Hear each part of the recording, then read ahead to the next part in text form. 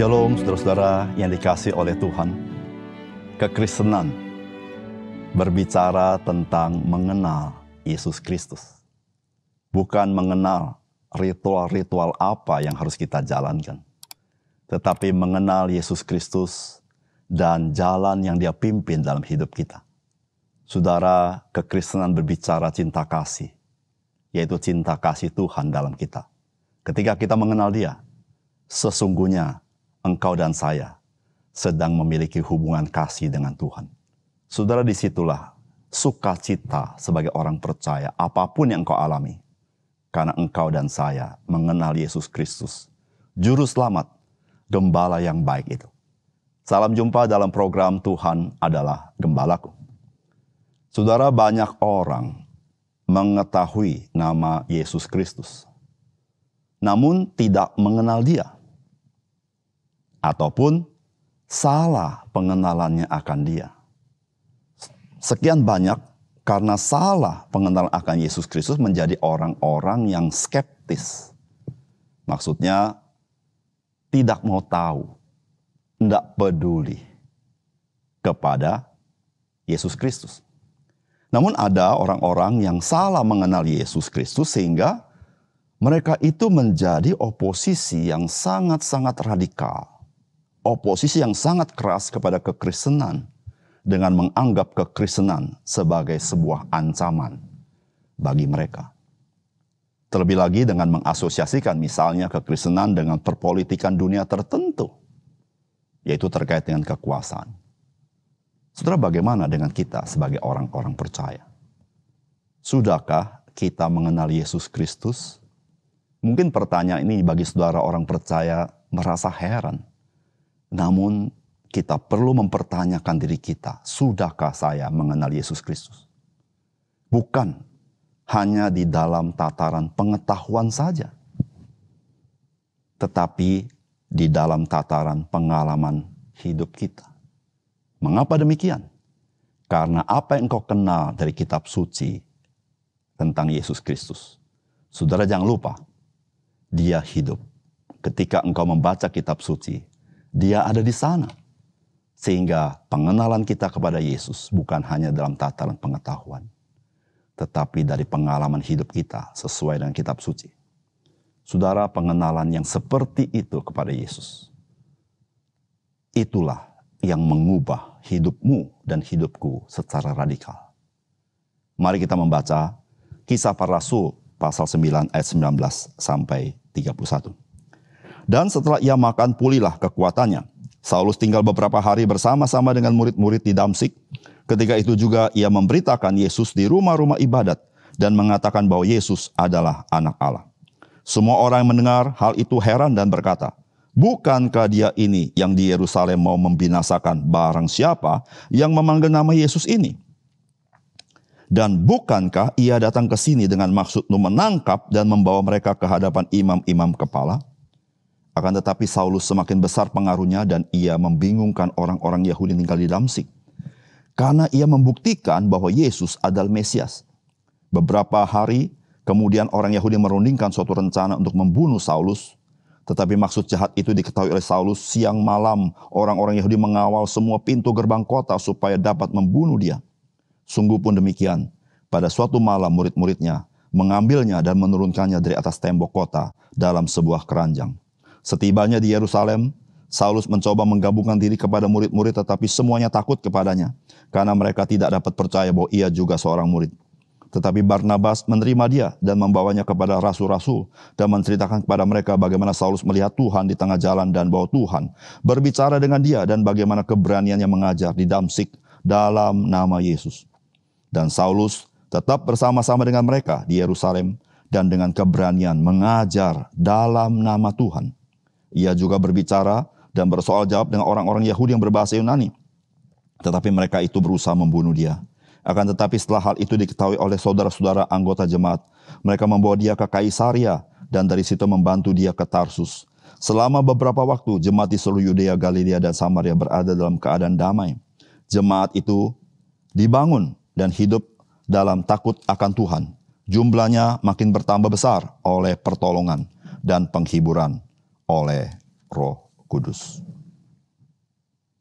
Saudara yang dikasihi oleh Tuhan, kehidupan Saulus berubah secara radikal dari seorang Farisi yang militan dan berani serta kejam menjadi seorang Kristen yang militan dan berani namun penuh kasih kepada semua orang. Saudara, hal ini terjadi setelah ia berjumpa dengan Yesus Kristus yang hidup, yang menampakkan diri kepadanya dalam perjalanan ke kota Damsyik. Saudara, apakah pesan firman Tuhan bagi kita? Yang pertama, Yesus Kristus yang bangkit dan hidup selamanya membuktikan bahwa ia adalah anak Allah dan Mesias. Saudara, firman Tuhan berkata begini, dan setelah ia makan, pulihlah kekuatannya. Saulus tinggal beberapa hari bersama-sama dengan murid-murid di Damsyik. Ketika itu juga ia memberitakan Yesus di rumah-rumah ibadat dan mengatakan bahwa Yesus adalah anak Allah. Semua orang mendengar hal itu heran dan berkata, bukankah dia ini yang di Yerusalem mau membinasakan barang siapa yang memanggil nama Yesus ini? Dan bukankah ia datang ke sini dengan maksud menangkap dan membawa mereka ke hadapan imam-imam kepala? Akan tetapi Saulus semakin besar pengaruhnya dan ia membingungkan orang-orang Yahudi yang tinggal di Damsyik karena ia membuktikan bahwa Yesus adalah Mesias. Saudara yang dikasihi oleh Tuhan, Saulus sekian lama menjadi seorang Yahudi sejak dia lahir tentunya. Kemudian dia sekian lama menjadi seorang Farisi.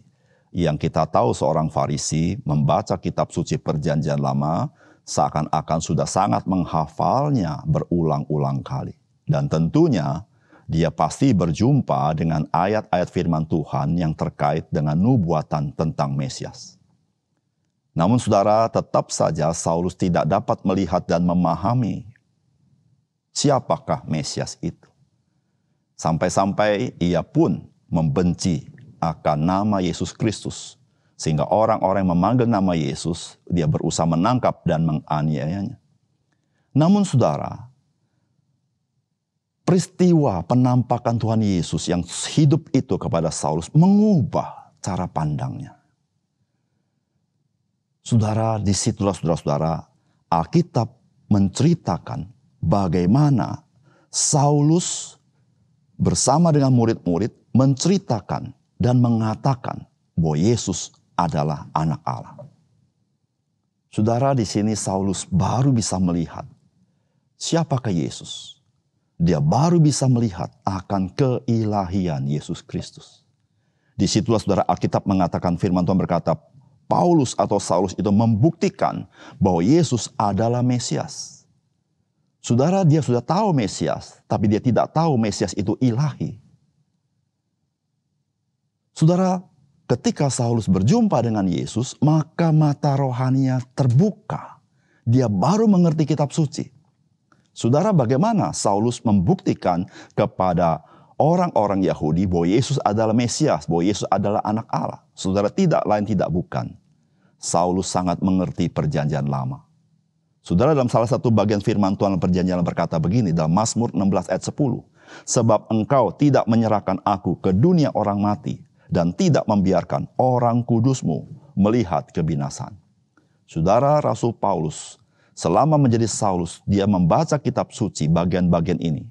Dia tidak pernah paham. Kenapa?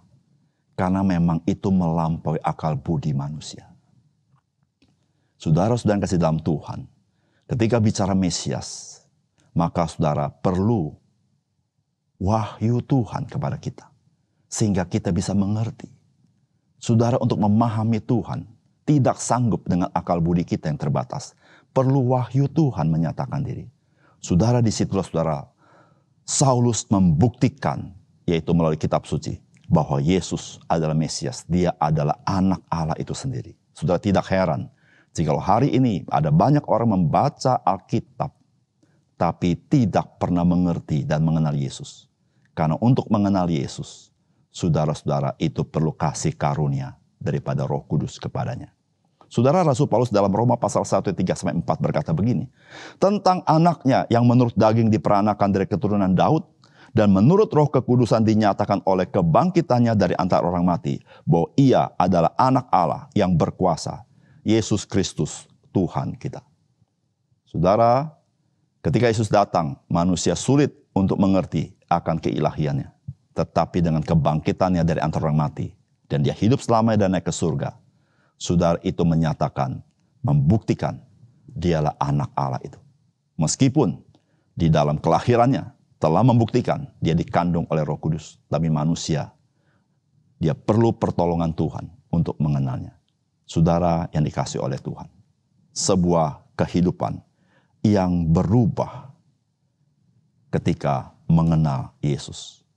Itulah Saulus dalam hidupnya. Saudara yang kasih dalam Tuhan, biarlah engkau dan saya menjadi orang-orang yang teguh imannya.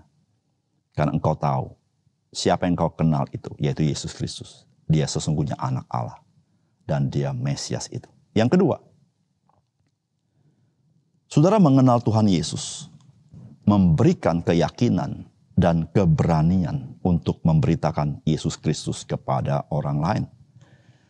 Firman Tuhan berkata begini, tetapi Barnabas menerima dia dan membawanya kepada rasul-rasul dan menceritakan kepada mereka bagaimana Saulus melihat Tuhan di tengah jalan dan bahwa Tuhan berbicara dengan dia dan bagaimana keberaniannya mengajar di Damsyik dalam nama Yesus. Dan Saulus tetap bersama-sama dengan mereka di Yerusalem dan dengan keberanian mengajar dalam nama Tuhan. Ia juga berbicara dan bersoal jawab dengan orang-orang Yahudi yang berbahasa Yunani, tapi mereka itu berusaha membunuhnya. Saudara, menarik sekali di dalam Kisah Para Rasul. Maka Kisah Para Rasul mencatat nama Tuhan Yesus. Mereka menyebutnya adalah Tuhan. Karena saudara, mereka tahu dia sudah bangkit. Dan memang dia adalah Tuhan atas seluruh ciptaan. Karena dia yang menciptakan segala sesuatu. Dengan firman-Nya segala sesuatu jadi. Dan tanpa dia tidak ada sesuatu menjadi dari apa yang telah dijadikan. Karena dia Allah itu sendiri. Nah, saudara yang kasih dalam Tuhan, dari apa yang kita baca di bagian ini, saudara, Saulus menjadi seorang yang sangat berani mengajar, bahkan bersoal jawab dengan orang lain tentang nama Yesus. Saudara, dari mana keberanian ini? Saudara-saudara, keberanian muncul dari kemantapan siapa yang dia kenal. Saudara, jikalau Saulus tidak mantap dengan siapa yang dia kenal, saya percaya dia pun ragu-ragu untuk menceritakan kepada orang lain.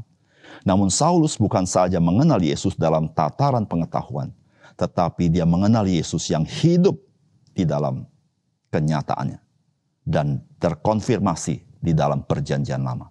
Saudara, di situ saudara-saudara mengapa Saulus begitu berani memberitakan Yesus Kristus kepada orang lain. Saudara yang kasih dalam Tuhan, jikalau pengenalan kita akan Yesus Kristus sangat minim, saudara, kemungkinan engkau tidak berani bercerita dan engkau tidak mantap bercerita. Jikalau pengenalan engkau akan Yesus Kristus hanya dalam tataran pengetahuan, mungkin engkau berbicara, tapi engkau pun ragu-ragu dan keberanian pun tidak muncul. Tetapi, jikalau engkau mengenal Yesus Kristus melalui firman Allah dan engkau mengalami dalam hidupmu, saudara-saudara, engkau menjadi orang yang radikal, yang berani bercerita mengenai kasih Tuhan. Karena engkau mengalaminya. Dan memang Tuhan Yesus tidak mau engkau hanya tahu tentang dia. Tapi Tuhan Yesus mau engkau mengenal dia. Mengenal dia artinya engkau mengalami kuasa dan kasih dalam hidupmu. Saudara, itulah yang membuat seorang percaya berani membayar harga. Bahkan rela menderita dan tetap mengasihi untuk memberitakan nama Yesus supaya orang lain boleh diselamatkan Tuhan. Mari kita berdoa. Bapa surga, terima kasih untuk firman Tuhan hari ini. Biar Engkau menolong kami supaya kami sungguh-sungguh sebagai orang Kristen sungguh-sungguh mengenal Yesus. Bukan saja dalam tataran pengetahuan kami, tapi dalam pengalaman hidup kami berjalan bersama Tuhan. Karena Engkau Tuhan yang hidup. Bukan saja Tuhan ingin kami tahu, tapi kami mengenal Engkau dalam hidup kami. Tuhan berkati firman-Mu. Jadikanlah kami saksi Kristus yang sungguh-sungguh mengenal Engkau dengan berani bercerita mengenai Yesus kepada orang lain. Terima kasih Tuhan, dalam nama Tuhan Yesus kami berdoa. Amin.